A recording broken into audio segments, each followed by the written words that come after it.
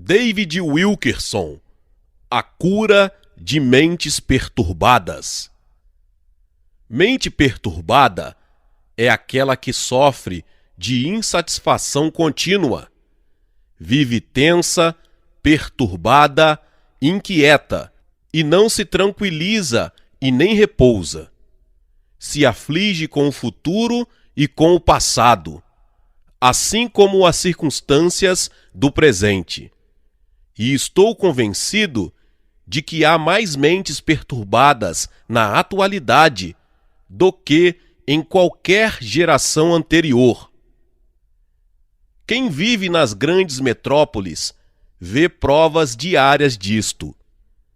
Se você ficar na frente dos teatros na Broadway, em Nova York, e observar os que saem dos shows, dificilmente verá um sorriso no rosto de alguém. São pessoas que pagaram $80 para encontrar alívio temporário de suas cargas, mas saem com uma carga maior do que quando entraram. Aparentemente, muitos dos que amam a Jesus têm tanta perturbação mental quanto os milhões de descrentes. Vejo prova disto em alguma das cartas que o nosso ministério recebe. Multidões de crentes passam a noite em claro, perturbados e com angústia. Vão à igreja na esperança de experimentar algum tipo de alívio de suas cargas. Mas assim que acaba o culto, o problema volta. Por que há tanta gente atualmente com problemas mentais? Quero compartilhar com você alguma de 3 razões que eu creio que o Espírito Santo tenha me mostrado. A primeira razão é que muitas pessoas são perturbadas pela pressão dos tempos. Durante décadas, especialistas seculares têm nos dito que a prosperidade é a resposta para os problemas da humanidade. Uma boa educação, um emprego decente, uma bela casa, dinheiro no banco. Todas estas coisas devem supostamente dar dignidade e paz de espírito às pessoas. Se cada um pudesse ter apenas uma fatia do sonho americano, dizem os especialistas, os nossos problemas de crime e drogas seriam resolvidos. Esta teoria declara que as pessoas acabam como alcoólatras e viciados, porque nunca tiveram um pouco de amor próprio. A pobreza alijou-os das oportunidades que lhes concederiam senso de dignidade. Então agora, se simplesmente lhes concedermos um emprego com salário decente, um bom lugar para viver, com salário todo mês, suas vidas serão ótimas. Quero responder a esta teoria com uma história pessoal. Anos atrás, Nick Cruz, um cruel líder de gangue Mau Mau, foi levado ao interior para ser analisado por um psiquiatra. Nick era um brigão que vivia como demônio. Todos que o conheciam achavam que era inteiramente incorrigível, sem chance de mudança. Após ficar algumas horas com Nick, o psiquiatra confirmou a avaliação de todos. Disse que Nick era totalmente louco e não havia esperança de reabilitação. A razão apontada era que a educação em meio à pobreza de Nick em Porto Rico o havia privado das oportunidades que outros receberam. A sociedade era culpada por ele ser um monstro. Nick olhou para o psiquiatra e disse: "Cara, você é o louco. Adoro dançar, lutar. Diga-me como sua mãe lhe tratava. Ele acabou analisando o psiquiatra. Nick estava certo. A pobreza não é a raiz do pecado. Se assim fosse, por que há mais e mais adolescentes se perdendo a drogas pesadas? Estes jovens problemáticos têm tudo o que desejam ao seu alcance. Por que você voltaria para as drogas se já tem a paz de espírito que as coisas materiais supostamente concedem? Por que há um número crescente de médicos, advogados e executivos se tornando alcoólatras? Eles têm empregos bons, salários mensais de 2 dígitos de milhares, muitos automóveis, férias frequentes. Mesmo assim, se voltam cada vez mais ao álcool para amortecer suas mentes perturbadas. Fui a Wall Street no fim do expediente, quando a bolsa de valores fecha. As portas então abrem e fecham, enquanto os corretores saem correndo como um estouro da boiada, procurando o bar mais barato. Eles se amontoam às dúzias nos barzinhos minúsculos de Wall Street para encher a cara, tentando afogar as emoções no álcool. Por que não estão felizes? Por que têm tantos problemas na cabeça?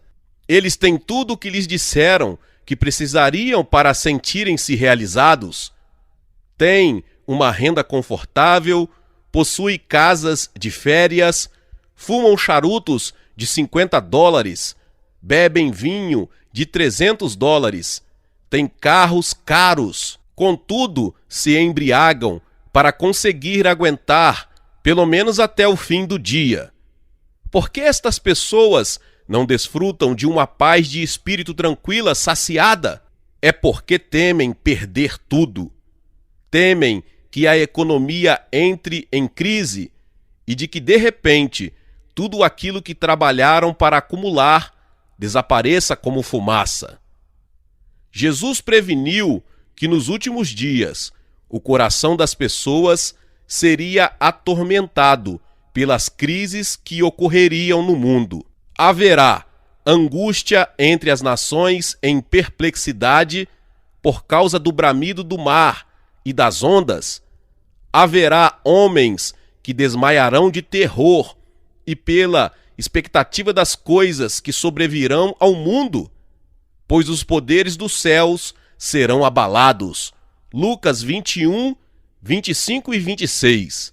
Jesus disse que os acontecimentos que sobrevirão ao mundo serão tão assustadores que as pessoas literalmente cairão mortas por falência cardíaca.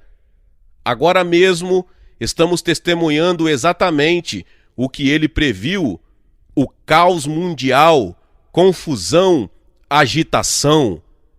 As notícias que surgiram no mês passado, dezembro de 1998, por si só já são suficientes para afligir e causar perplexidade até nas mentes mais sólidas. Essas são informações de dezembro de 1998. O Japão, a segunda economia mundial, teve uma recessão ainda mais profunda. O segundo maior banco entrou em falência, com débito de milhões de dólares. Agora, o governo federal intervém para assumir o banco, mas outros bancos japoneses devem logo entrar em colapso também. Alan Greenspan, presidente do Banco Central americano, afirma que a Bolsa de Valores americana está se comportando exatamente como antes da crise de 1929. Segundo Greenspan, esta especulação feroz que estamos vendo é do mesmo tipo que produziu a Grande Recessão. 5 grandes grupos industriais americanos anunciaram o corte de 50 mil empregos em apenas 2 semanas. O presidente dos Estados Unidos recebeu o pedido de impeachment por parte do Congresso. Porém, a atitude da maioria dos americanos foi: e daí? Um congressista republicano disse nestas palavras: vamos esquecer o impeachment? Vamos esquecer esta coisa de moral? Se tirarmos o presidente, vamos perder a prosperidade e acabar em recessão. As suas palavras refletiram a atitude da maioria dos americanos. A moral não é mais importante, pois a única coisa que é importante é o dinheiro. O lema que deu emprego ao atual presidente foi: o que conta é a economia, seu bobo. Um respeitável professor de Nova York foi despedido por colocar a Bíblia em cima da mesa, deixando-a à disposição dos alunos. Ele era um dos melhores professores da cidade. A média de sua classe era acima das demais. Se ele tivesse posto uma caixa de preservativos sobre a mesa, não teria lhe acontecido. Mas ele foi despedido por ter levado a Bíblia à escola. Todas estas coisas são dolorosas e causam perplexidade a qualquer pessoa que ame a Jesus. Em verdade, o nosso ministério recebe montes de cartas de crentes de todo o país que se preocupam com a ruína moral da nação. Uma destas cartas veio de um pastor na faixa dos 90 anos. Ele recorda a imoralidade da década de 20, que trouxe julgamento sobre nosso país através da Grande Depressão Econômica. Ele testemunhou 2 guerras mundiais. Viu os transportes mudando de carroças a cavalos a naves espaciais. Viu a comunicação indo dos rádios que chiavam a internet. Em resumo, viu de tudo. Agora ele escreve que a pecaminosidade que ocorre em nosso país hoje lhe causa mais pesar do que qualquer coisa que já tenha testemunhado. Ele mal consegue absorver, diz, porque está tudo tão rápido e a profundidade da depravação está além da compreensão. No entanto, Jesus traz uma palavra de garantia a despeito de tudo que vemos ocorrendo. Ele ordena: vede, não vos assusteis, porque é necessário assim acontecer, mas ainda não é o fim. Mateus 24:6. Ele está dizendo: não deixe que nenhuma destas coisas ruins, sobre as quais estou lhes prevenindo, perturbe sua mente. A segunda razão que muitos cristãos têm a mente perturbada por estarem perplexos com a sua pecaminosidade, com as suas fraquezas e com a sua falência moral. Há muitas vozes no mundo hoje analisando por que as pessoas estão perplexas e abaladas, mas o resultado é nada mais que uma babel de razões confusas. O fato é que nenhuma pessoa que realmente ame Jesus Cristo será abalada pela perda potencial de coisas materiais. Antes, ela será atormentado por problemas na área espiritual. Paulo conhecia a verdadeira causa das nossas perplexidades e das nossas perturbações. Ele aborda o assunto em Romanos 7. Porque nem mesmo compreendo o meu próprio modo de agir, porque não faço o que prefiro, e sim o que detesto, porque não faço o bem que prefiro, mas o mal que não quero, esse faço. Romanos 7, 15 e 19. O apóstolo está dizendo: exatamente aquilo que não quero fazer, eu acabo fazendo. Mas aquilo que eu quero muito fazer, em obediência a Deus, não me vejo fazendo.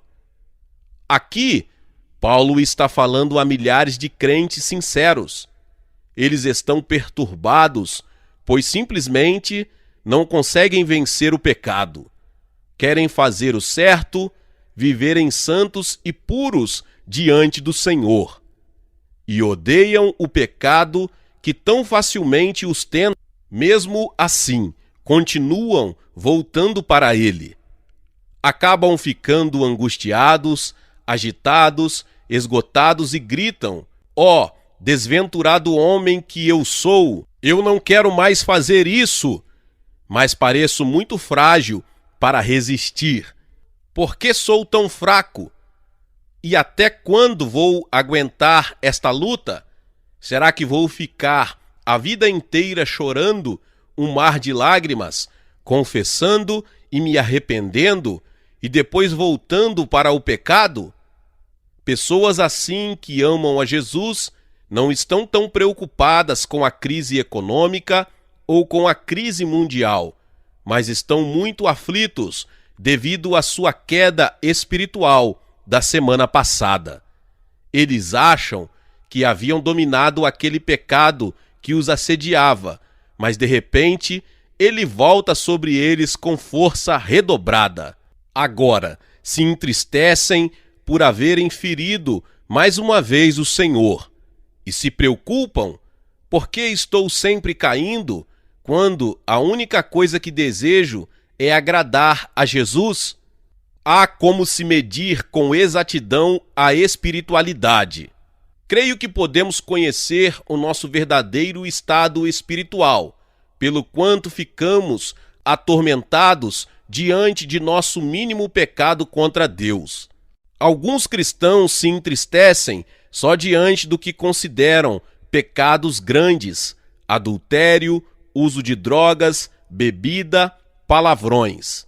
Mas a pessoa verdadeiramente espiritual sabe que nenhum pecado é pequeno à vista de Deus. E então ela se angustia toda vez que faz uma fofoca, conta uma piada suja ou conserva um mau pensamento. Ela sabe que estas coisas brotam de seu coração, do âmago do seu ser.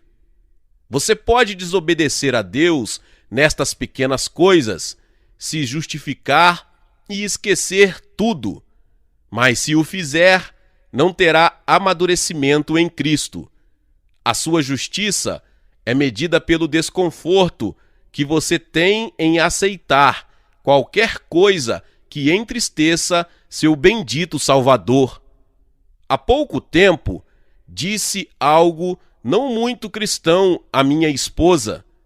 As minhas palavras para ela foram totalmente imprevisíveis e imediatamente recebi convicção da parte de Deus.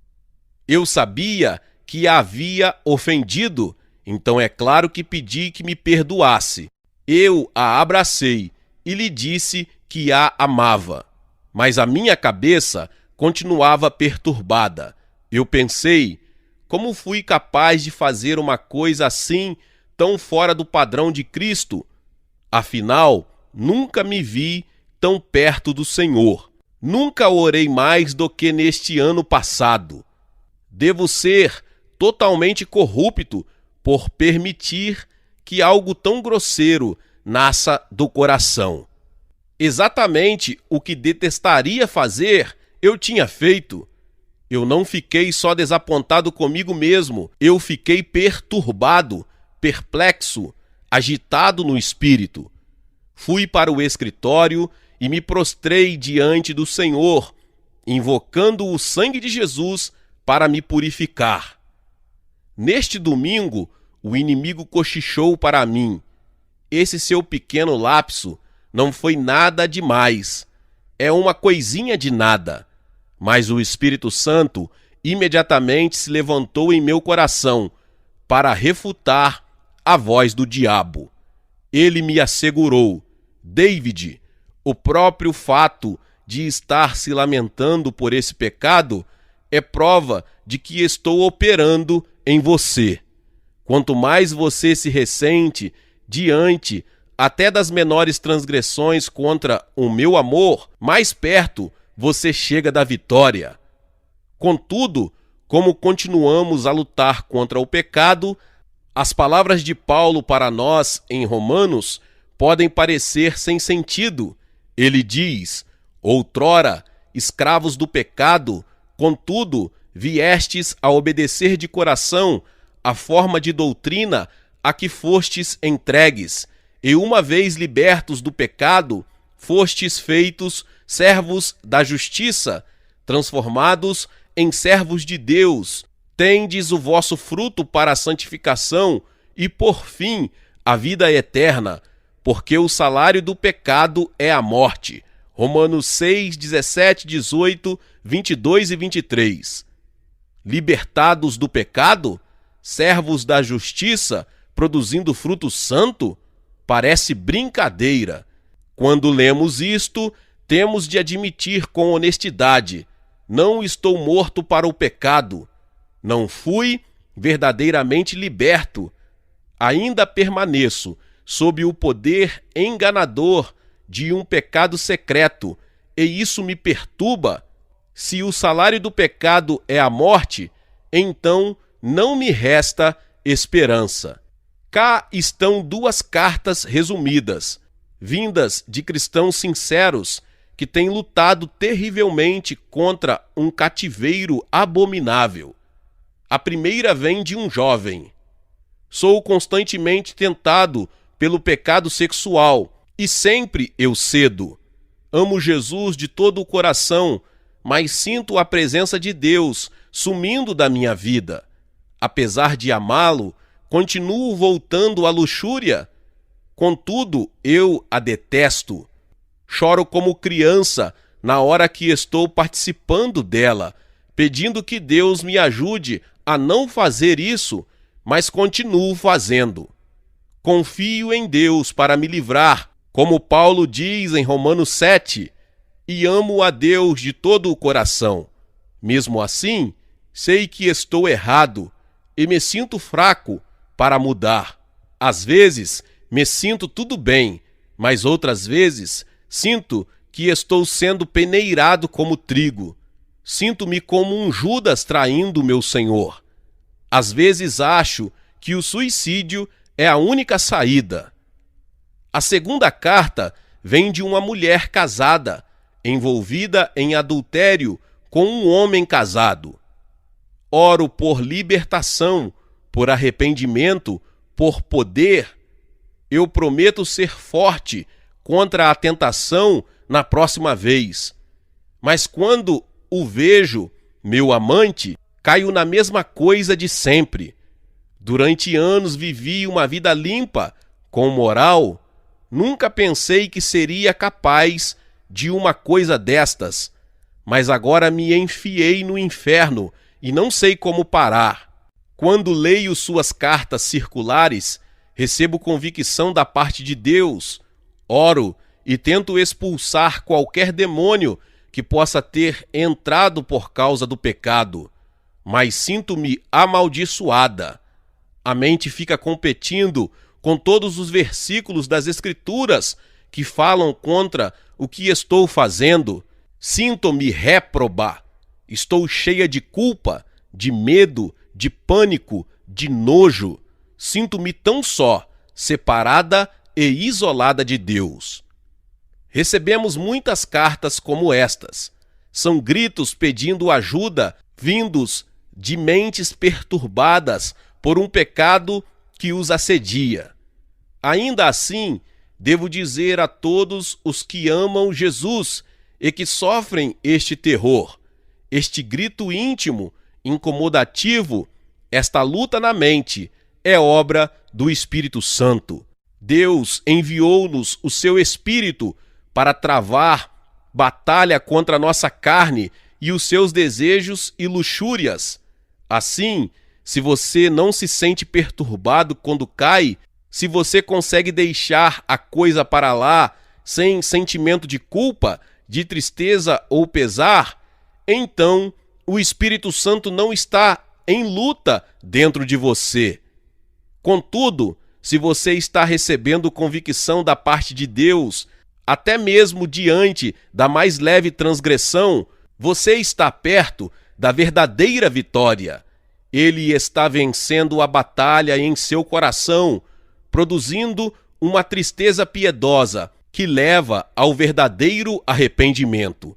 A terceira razão, Deus providenciou um antídoto em favor da cura de mentes perturbadas. Há uma vitória à nossa disposição contra todas estas coisas que atrapalham nossas mentes. Está embutida em uma aliança que Deus fez há muitos anos atrás com Abraão e seus descendentes, para nos libertar dos nossos inimigos e da mão de todos os que nos odeiam, para usar de misericórdia com os nossos pais e lembrar-se da sua santa aliança e do juramento que fez a Abraão, o nosso pai, de conceder-nos que, livres da mão de inimigos, e adorássemos sem temor, em santidade e justiça perante ele, todos os nossos dias. Lucas 1, 71 ao 75. O pacto de Deus com Abraão e seus filhos é claríssimo. Ele nos livrará de todos os nossos inimigos, para que vivamos sem temor, perturbações e em descanso todos os dias de nossa vida. Amado, esta aliança se aplica a cada um de nós que vivemos hoje. Segundo Paulo, todos os que receberam Cristo como Senhor pela fé são da semente de Abraão. Estes filhos de Deus não são propriamente os da carne, mas devem ser considerados como descendência, semente, os filhos da promessa. Romanos 9:8. Sabei, pois, que os da fé é que são filhos de Abraão. Gálatas 3:7. Então, como podemos reivindicar esta promessa de aliança? Abraão fez uma pergunta semelhante ao Senhor, quando não viu resolução para o seu dilema.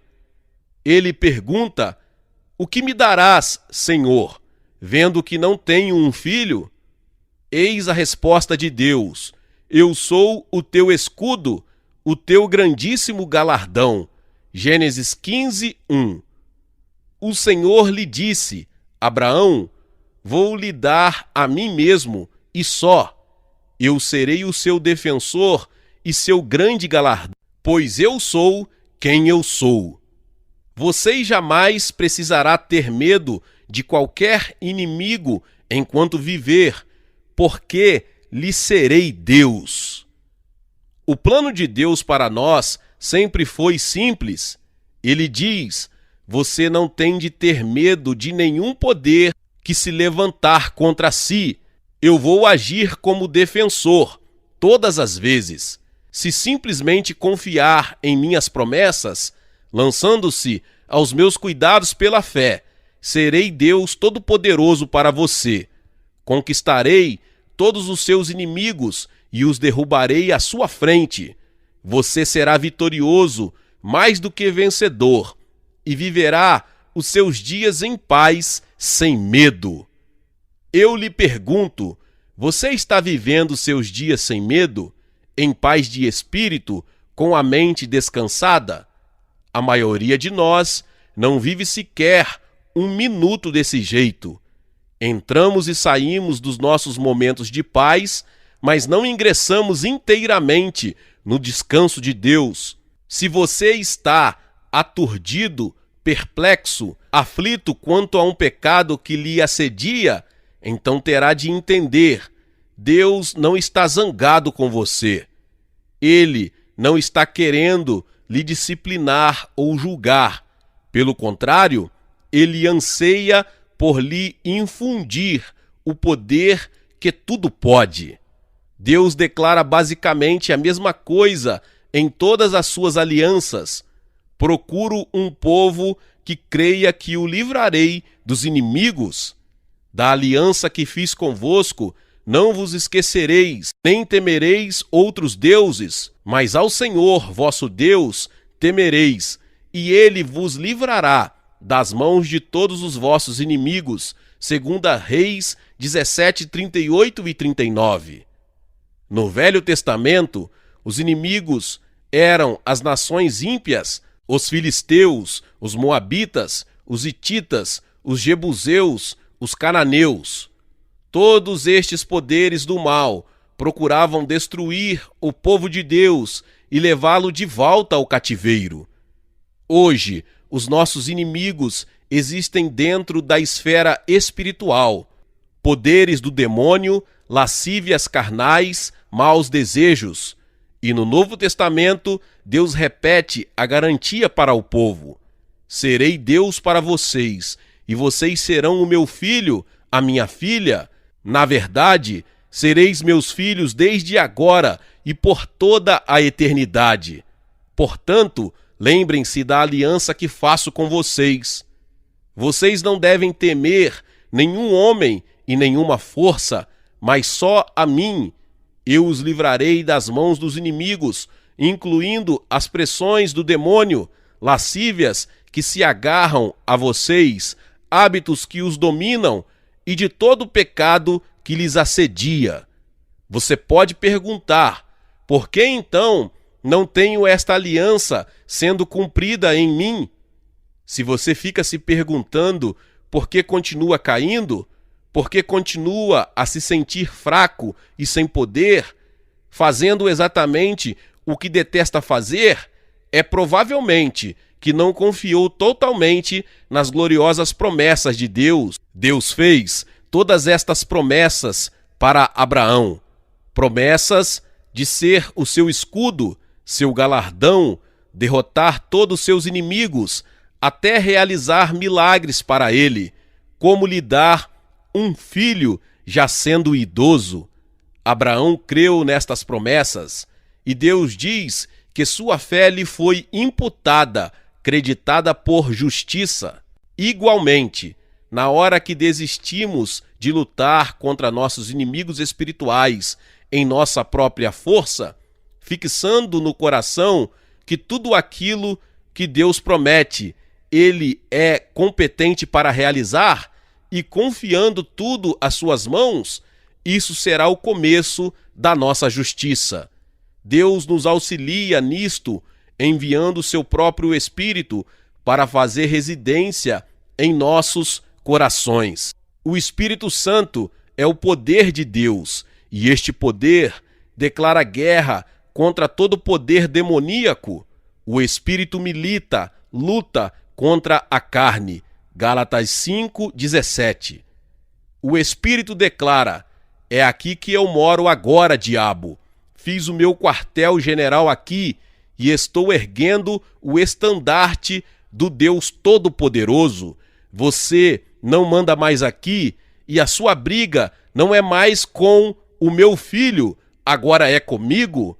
Eu vou lhe perseguir, frustrar o seu esquema e combatê-lo em todas as frentes. Este meu filho é agora templo do meu Espírito Santo.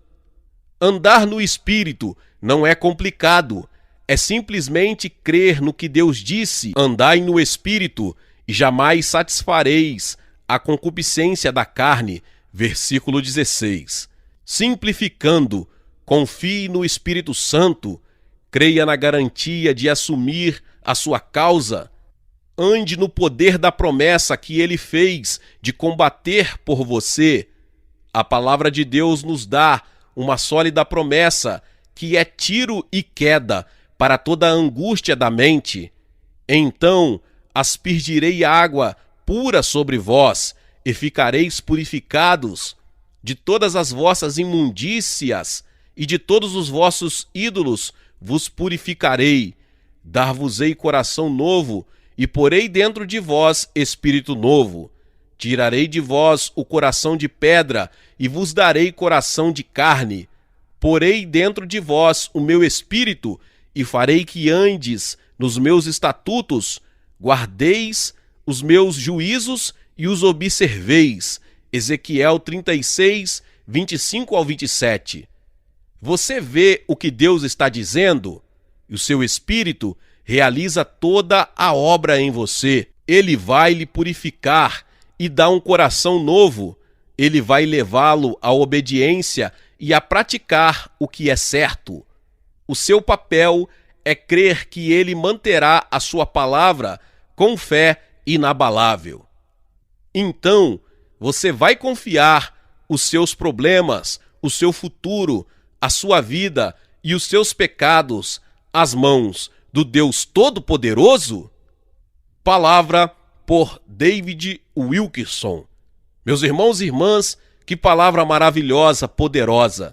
Eu preciso que você compartilhe esta palavra com 10 pessoas em nome de Jesus, porque vai abençoar muitas pessoas que estão passando por mente perturbadas nos dias de hoje.